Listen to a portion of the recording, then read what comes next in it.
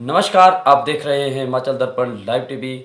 मैं हूं हसनदीन शेख और आज हमारे साथ विशेष चर्चा करने के लिए हमारे साथ मौजूद हैं सहयोग संस्थापक त्रिलोक सिंह जी। आज हम इनसे जानेंगे कि इन्होंने ये जो संस्था शुरू की थी, इनका क्या उद्देश्य था और ये क्या कुछ लोगों को इसका फ़ायदा पहुंचाने वाले थे। जी सर, सबसे पहले तो आपका स्वागत है हिमाचल दर्पण लाइव टीवी में। नमस्कार जी, धन्यवाद। मैं त्रिलोक सिंह, मेरा संस्था सहयोग नाम से हमने एक 22 मार्च 2021 को रजिस्टर्ड की थी। मैं उसका संस्थापक हूँ। जी सर, आपने क्या सोच के मतलब क्या समझ के आपने ये संस्था शुरू की थी और इससे कितने कर लोगों को आपने बेनिफिट्स दिए हैं और आगे आपका क्या इस पे कार्य रहेगा? मैं पिछले 10 साल से संस्था में ही काम कर रहा था। अभी कोरोना काल में मैं बिहार में था, संस्था में काम कर रहा, पर उसके बाद यहाँ कोरोना काल में लॉकडाउन हुआ तो घर में था। तो पंचायती राज में मैंने इलेक्शन लड़ा बीडीसी का, तो उस दौरान मेरे पास संस्था का एक अनुभव था लंबा 10-12 साल का। तो मुझे लगा कि मुझे इसके साथ साथ संस्था भी चलानी चाहिए ताकि मैं अपनी समाज सेवा का दायरा जो है बढ़ा पाऊँ। अच्छा, तो आप बीडीसी मेंबर भी हैं। अगर हम इस पर आपसे जानना चाहेंगे कि आपने अपने बीडीसी कार्यकाल में अपने वहाँ के लोगों के क्या कुछ कार्य किए हैं और कैसा रहा आपका कार्यकाल वहाँ का 1 साल का? अभी तक का जो हमारा बीडीसी का जो वित्त है, 15वें वित्त का 15% जो मिलता है, उसमें तो अभी 2-4 दिन पहले ही पंचायत के लिए पैसा 50% का ट्रांसफ़र हो पाया है। तो विकासात्मक कार्य तो अभी तक एक भी शुरू नहीं हो पाया है। वो प्रशासन की कमी रही है कि उस पैसा को ना तो कमेटी के थ्रू करवा पाए, एग्जीक्यूट नहीं करवा पाए हैं। अब शुरू हो जाएगा 10-15 दिन में। 2-4 जो काम डाले हैं, एक तो बहुत कम बजट होता है, पर दूसरे काम जो जन कल्याणकारी कार्य हैं जो जनता तक पहुंचाने हैं, उसमें छोटे छोटे कार्य होते हैं और बहुत ज़्यादा पावर भी नहीं दी गई है सरकार द्वारा। 3 टायर सिस्टम में 2 टायर पंचर ही समझो, जिला परिषद और बीडीसी को, क्योंकि पंचायत को मेन इन्होंने पावर्स दी हुई है।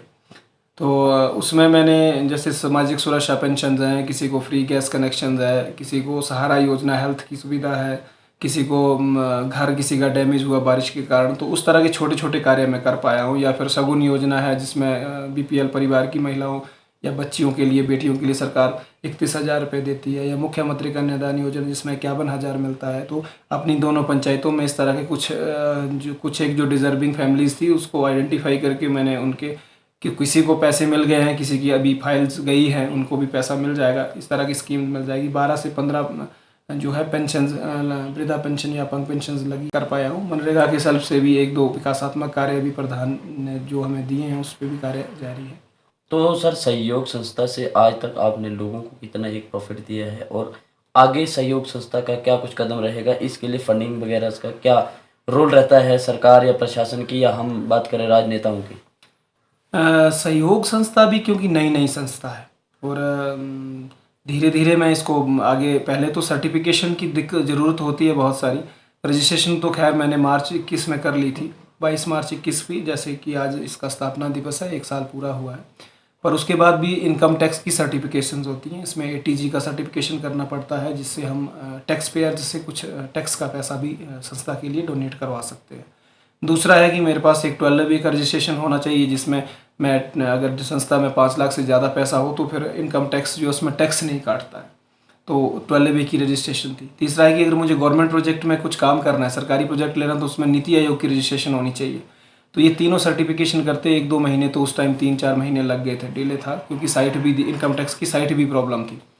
तो उसके बाद से छोटे मोटे कार्य यही इसी तरह के मैं छोटे से कार्य कर रहा था। एक कार्य जो विशेष रूप से हमारे संस्था के सहयोगी और मेरे जानने वाले लोगों ने बहुत सहयोग किया। एक परिवार हमारा था जिसमें उनके जो ओनली एक इकलौता कमाई का साधन एक था आदमी, उसकी डेथ हो गई तो फैमिली ऐसे रह गई थी। तो हमने एक उसके थ्रू मुहिम चलाई क्राउड फंडिंग की।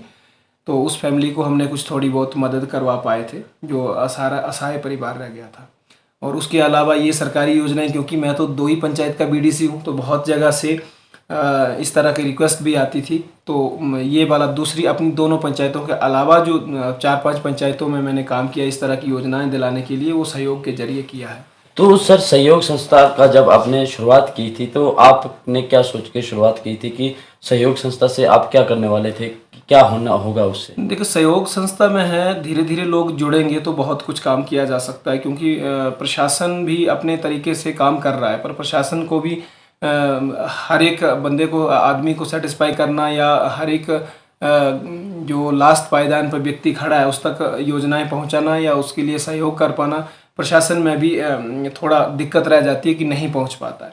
तो मैं पिछले 10 सालों से कार्यरत था एनजीओ में, तो अभी इन फ्यूचर देखो बहुत सारे सेक्टर्स में काम किया जा सकता है। मैंने ज़्यादातर एजुकेशन सेक्टर में काम किया है, तो उस एनजीओ में एजुकेशन सेक्टर में भी हम काम करेंगे, इन्वायरमेंट पे भी काम करेंगे, उसके बारे में भी प्लानिंग है, और उसके साथ जो हेल्थ पे भी काम होगा, दूसरा डेवलपमेंट सेक्टर में भी काम होगा। तो अभी जो मैंने काम का बेड़ा उठाया है, क्योंकि अकेला आदमी अभी तक शुरुआती दौर में मैं सारे कार्य नहीं कर सकता हूँ, तो इसलिए मैंने अभी सिर्फ जन कल्याणकारी योजनाएं दोकर ब्लॉक में, आज से हम थोड़ा दायरा बढ़ा देंगे, तो दोकर ब्लॉक लेंगे, ऐसे करते करते धीरे धीरे दायरा बढ़ेगा और टीम भी बढ़ेगी, तो हम इस तरह की सरकारी योजनाएं जो डोर टू डोर पहुंचा पाएंगे।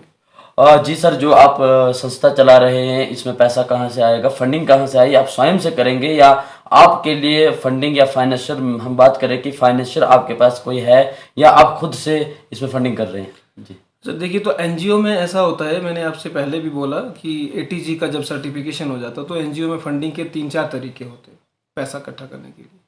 पहला तो हम फंडिंग है, गवर्नमेंट प्रोजेक्ट दे दे, गवर्नमेंट पैसा दे दे, तो उससे हम कार्यक्रम चला सकते हैं।